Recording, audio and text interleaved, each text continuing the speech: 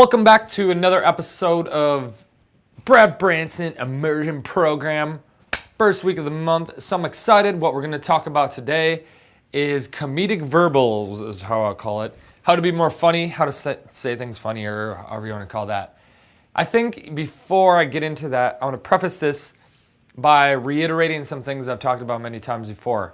First thing is that this shouldn't be important to you. If you're worried about being more playful, and that's definitely a sticking point a lot of guys have at the beginner or intermediate level, to become more playful, it actually comes down more to making it more fun for you.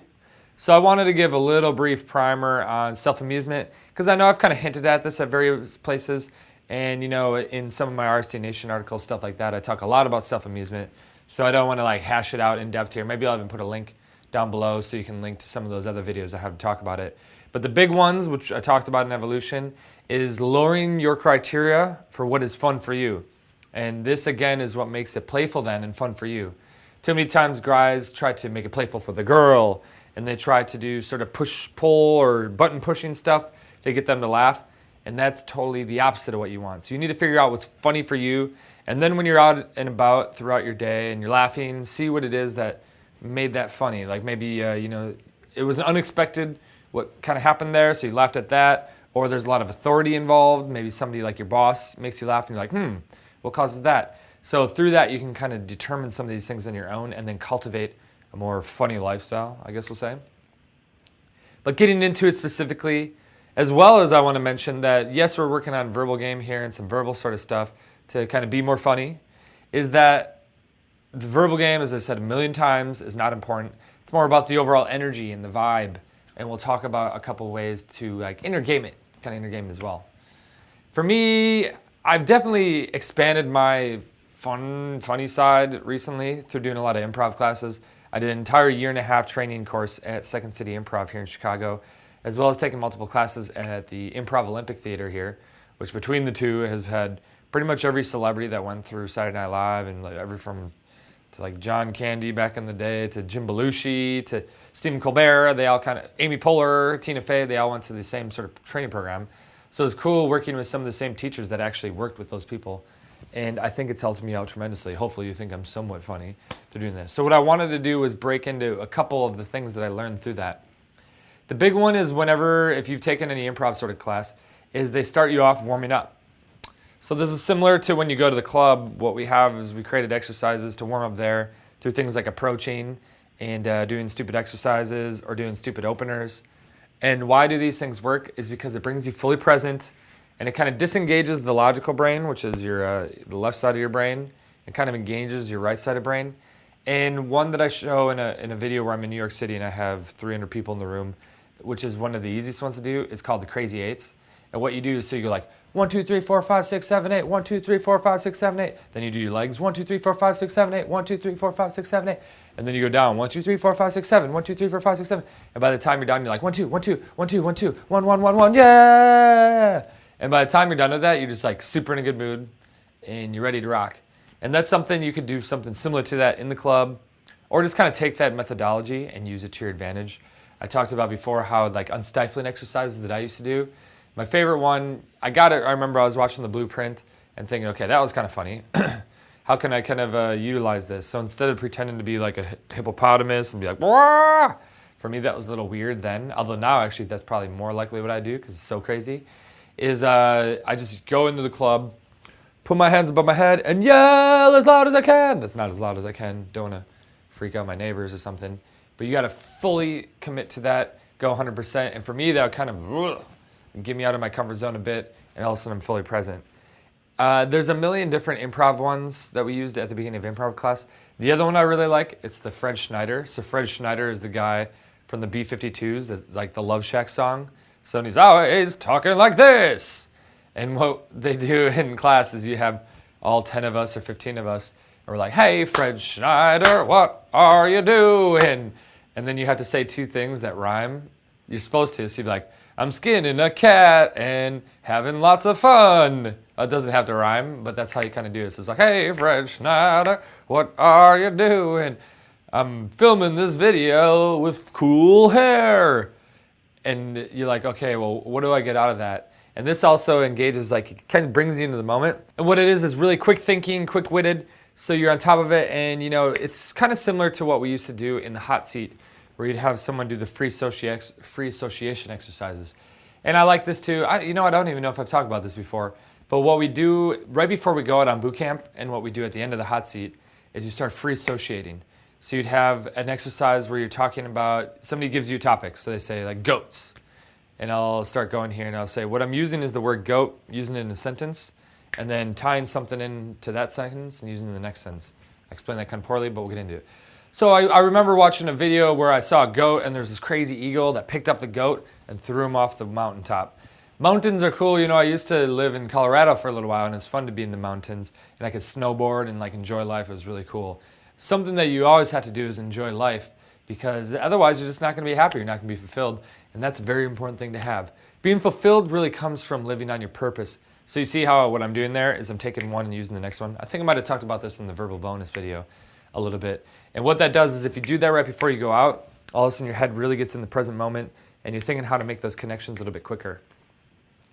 So, and then the one other thing that we did in improv class to kind of warm up, which is funny, is I remember one of them, we just listened to AC/DC and we're listening to like Fade to Black. It's like, wah, ba-da-dum, ba-da-dum, ba-da-da-da-da, and you pretend you're like a different person. So someone pretends they're the drummer, someone pretends they're the singer, someone's the guitar player.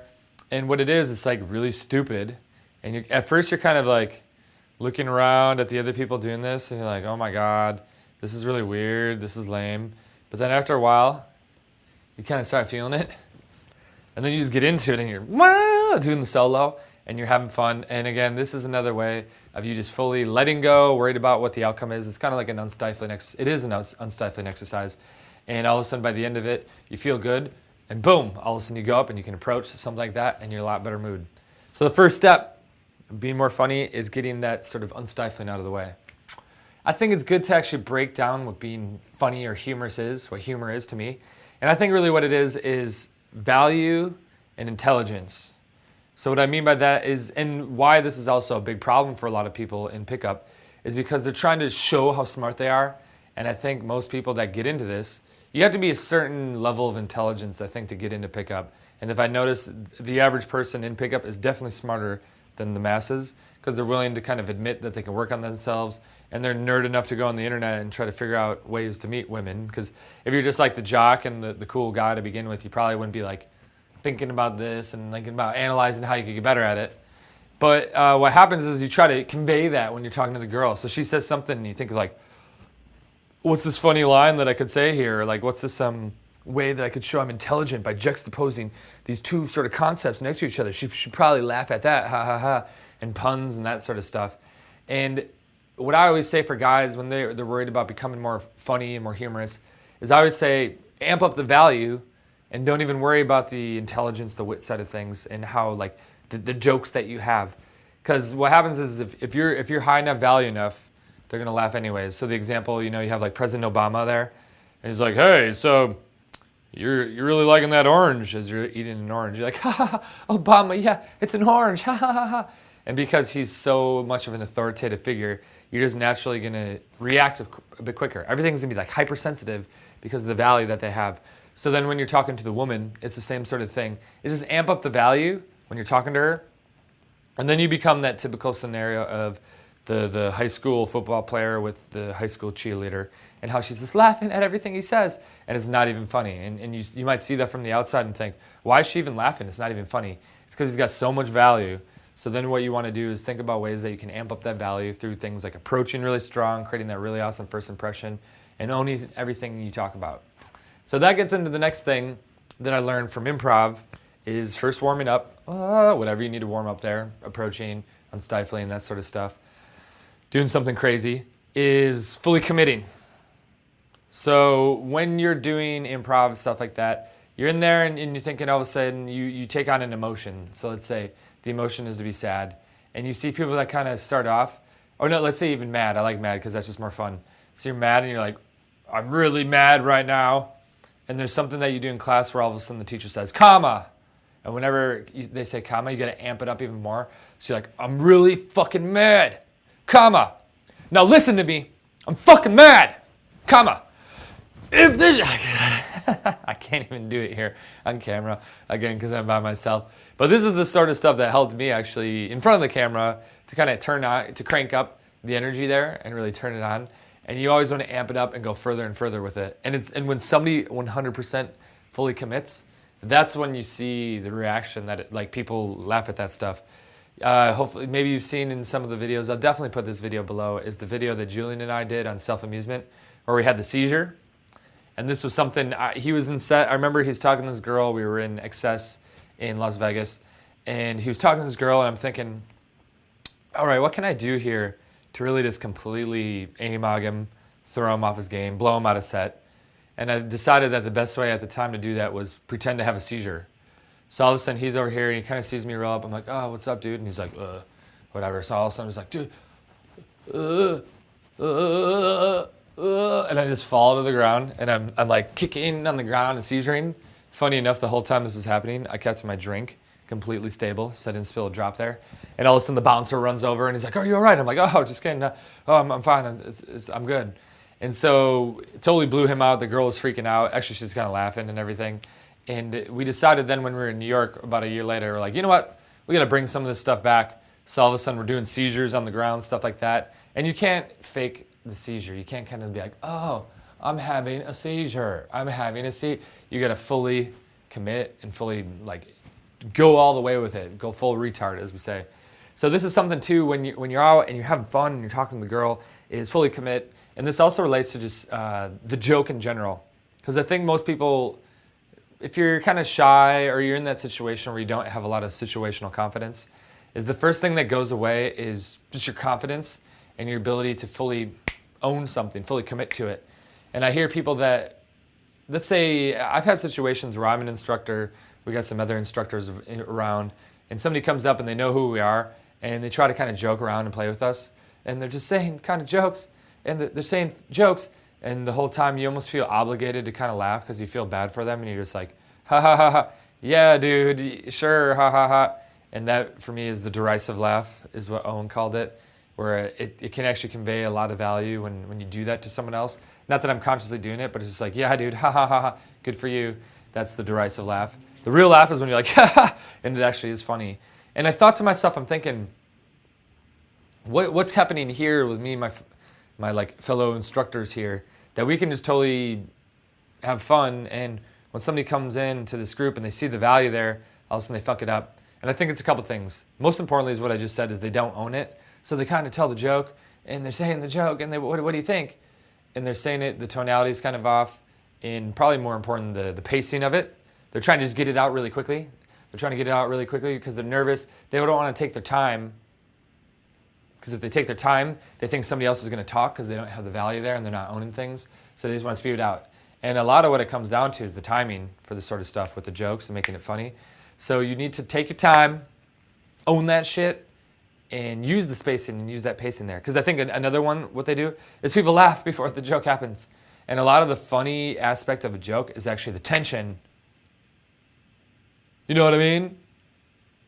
The tension, and you do that enough times, and all of a sudden people finally crack a laugh.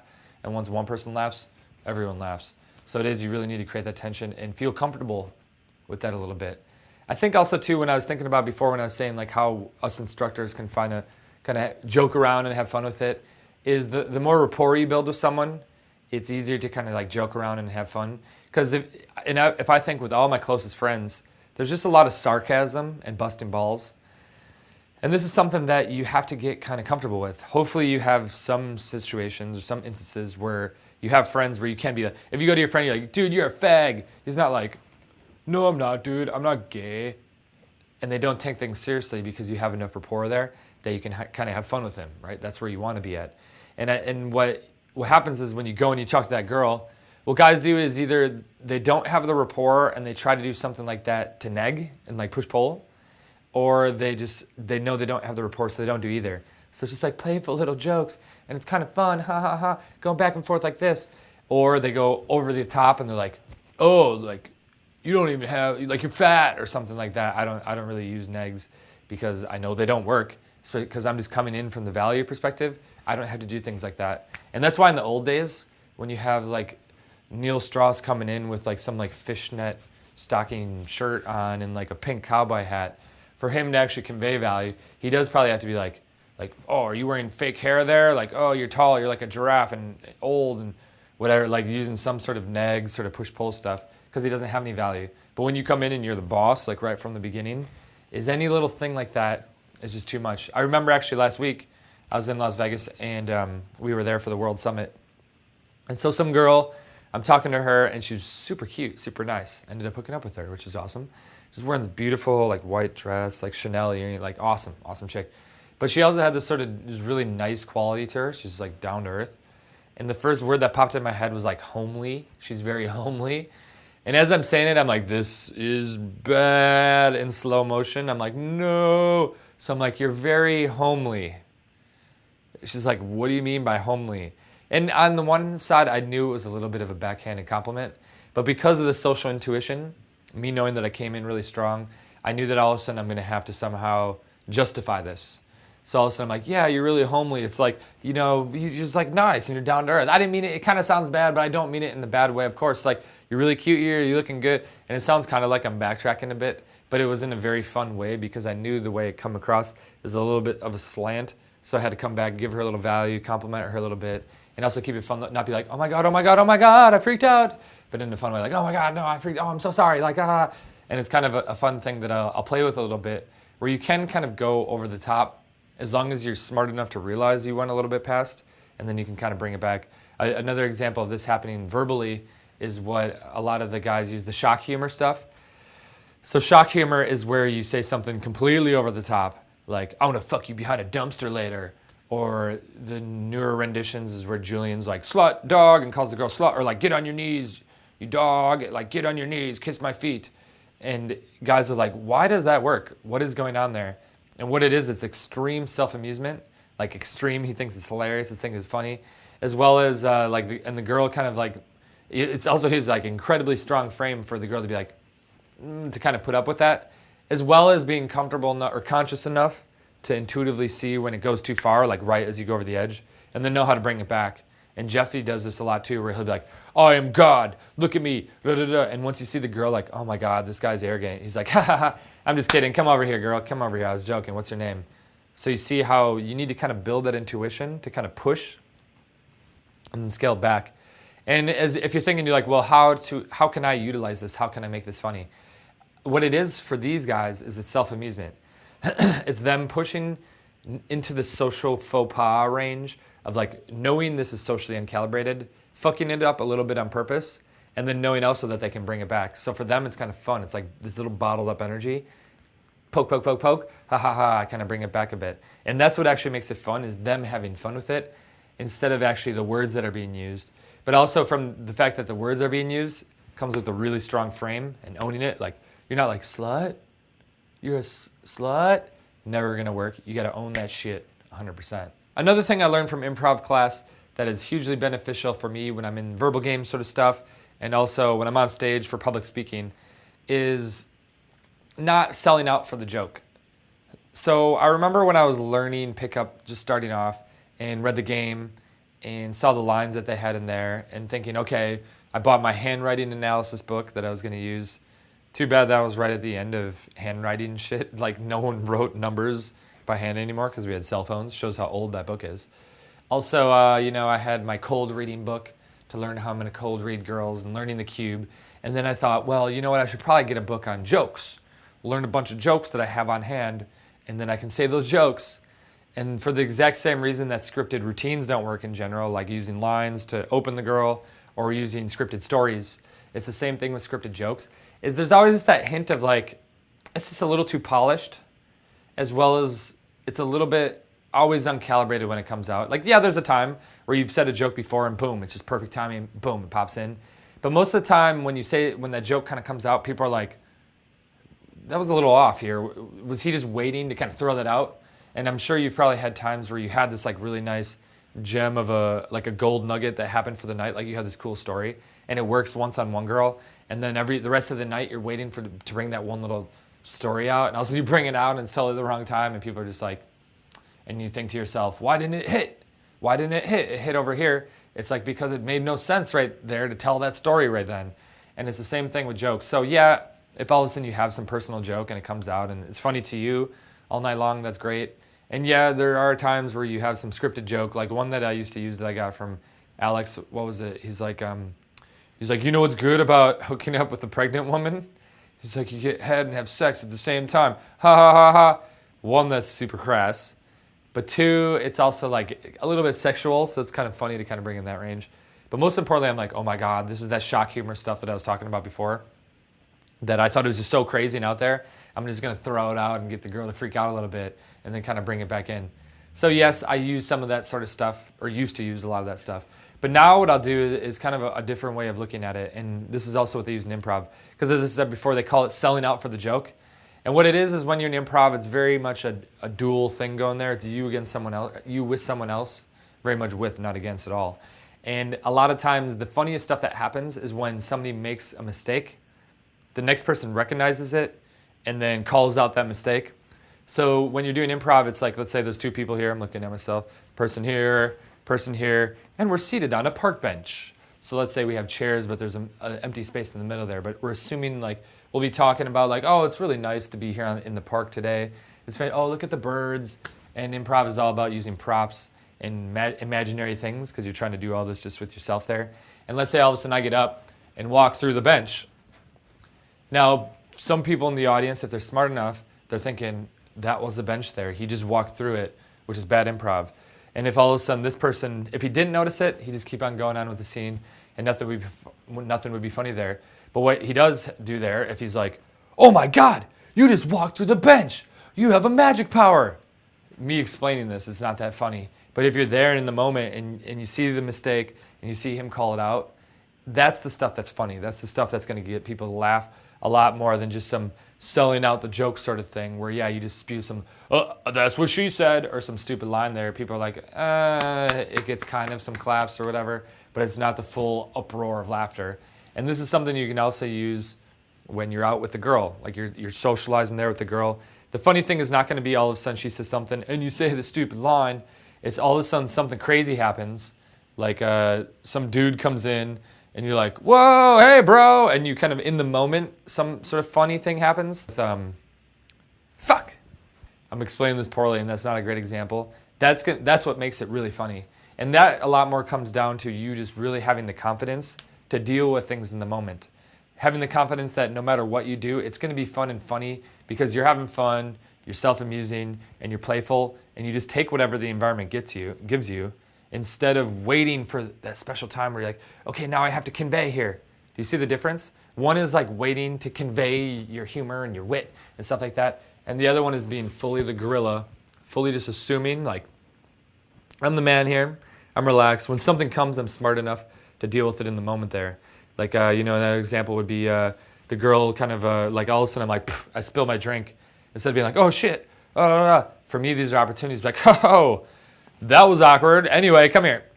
I'm such, like, and then kind of playing with it that way, with what happens there. I also wanted to give a little explanation of how, to tell stories, and instead of having them be scripted, there are a lot of stories that I'll say over and over again, and I probably said the one I'm going to give as an example, I probably said this somewhere in this product, I don't know where.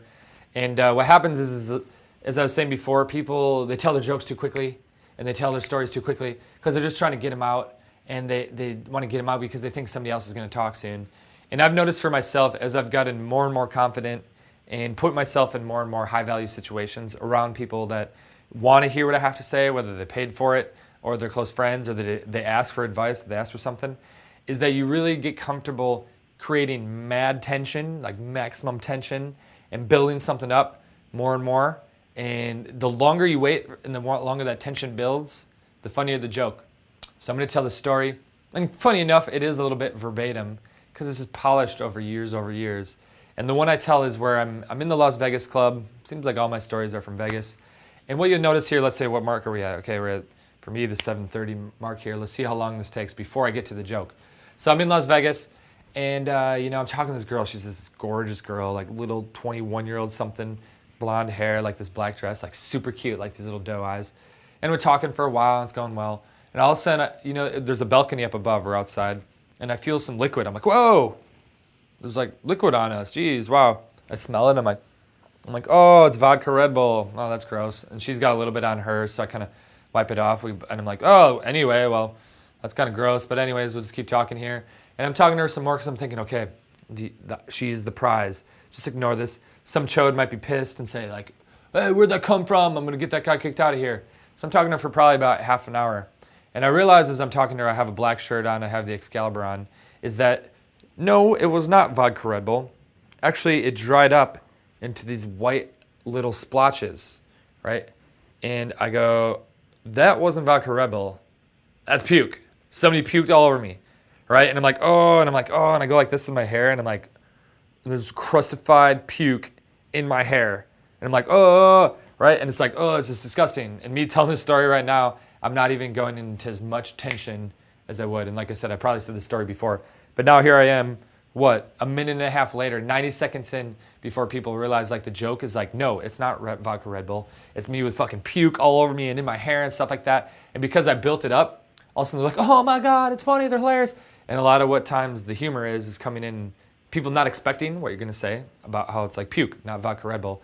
And waiting and building that tension and building that space and creating it dynamically, especially when you got that girl there and she's kind of like, it's hitting it harder and owning it more and pushing it further and boom, and then it hits that way. So it's something to think about as, I'm not gonna say as you're telling your story to be like, okay, how can I make this more dynamic? How can I build more tension here? But it really is having the faith that if you own it, people are gonna keep listening in and keep talking and keep listening and keep listening, and then you flesh it out fully and boom, things hit a lot harder. The last thing I wanted to do was kind of get into some caveats and things to watch out for more from an inner game perspective. And this is, I thought was kind of interesting because I hear a lot of people use like self-deprecating humor. And for me, that was always something that I was very against. I was like, for some reason, I was just like, it didn't jive with me. And I was like, well, why? By self-deprecating humor, I mean something like, oh, I'm just too stupid to know about that. Like I had one friend, mentor of mine, he was really good at a lot of things, super smart. But all of a sudden he's kind of overweight and he's like, yeah, well, you see what happens here, a little overweight, but it's not something I'm worried about right now. And I was like, I don't like that. I don't like that you go that. Yeah, on one hand you could say, oh, you're humble because you're not just bragging about everything. But on the other hand, that obviously is something that kind of bothers you. The fact that you bring it up. Even though you bring it up in a funny way, it's like it still bothers you. I'm thinking about other ones that I have and I can't even think of any off the top of my head. And so it's like, no, let's cut that stuff out. I don't want to go there. Another example of where this happens, not related to humor or telling stories or anything like that, is what there's a book called The Big Leap, and in there it's like Gay Hendricks is his name. He talks about deflectors, and what deflectors are is like you do something awesome, and somebody gives you a compliment, and you deflect it. You don't actually take on the compliment, which both hurts them and it hurts you as well. So let's say you're golfing. The example he uses, you're golfing, and you hit it really well, and somebody says, oh, that was a great hit. And you say like, oh, thanks, but yeah, I didn't really get it fully. If I hit it even better, it probably would have been even better. So you're not even taking on the compliment. For me, I had one recently. I haven't played piano for a couple of years, and a friend wanted me to play for someone's funeral. So I go there and I play like this piano thing, and it actually turned out really well. And afterwards, people were like, wow, that was really beautiful. And I was like, oh yeah, I haven't been playing for 2 years, and I was really nervous, but I'm glad you liked it. And so I kind of deflected it instead of just being like, thanks. I haven't really played in a while, but I'm glad you liked it. And really actually taking the compliment on. And what that does is then they feel good because they see that they made you feel good, but also you feel good because you just take ownership there and you're like, yes, instead of deflecting it and not fully appreciating it and not fully taking it on self-esteem wise. And this is the same reason why I don't like the self-deprecating humor. Because what it is, it's something that is wrong about you, and you don't want to take life seriously, but you're trying to deflect it a little bit. You're trying to say, oh yeah, I know I'm kind of overweight here, ha ha ha ha. Or like for me, the broken, like, yeah, I kind of look like Pinocchio over here, haha, what do you think? And I know a lot of guys that use this sort of stuff when they're out with the girl because they're thinking, well, I'm going to put it out there first because I'm insecure about this and I want to show her that, not even that I want to show her that I'm cool with it, but just like I'm going to laugh about it first because then if I do that, then I can't get hit with it. And yes, that is kind of all right as a short-term fix, but long-term, you just got to get to the point where you're unapologetic. And like, I don't care what you think. She's like, you're fat. Like, Okay, hey, cool, good for you. Anyway, boom. And it's not something that you can. Yes, cool. It's an opportunity to make a laughing matter, but like I said, long term, it's just going to be that thing that hits into your psyche, hits into that self-esteem, and it's not good. All right, it's not good. Hopefully that helps you out with a couple ideas of how to make your verbal game much more fun and playful, mostly through doing things from an internal perspective. Like I said, crank up the value, do that first. And everything, remember that always. I always say it's like the value comes first. So, I was about to finish here, but remember that with the value coming first, it's like you have the beggar on the street. He could tell an amazingly funny joke, but if he has no value to you, you're going to be like, whatever, man. Whereas if you have Obama or some high value, some high authority person come in, boom, they have the value first. Then they say some stupid joke that's not even really that funny, and you laugh way harder. You got to have the value first, right? So that also comes in when you're approaching, stuff like that. Because you're like, okay, I'm going to make her laugh, and then she'll like me. No. Get the value, she'll like you, and then you can make it easily playful after the fact. And then other things about the unstifling, hit it hard, don't sell it for the joke, and just have the confidence to take what comes and roll with that and own it, fully commit. Hopefully you enjoy that. I'll see you next week.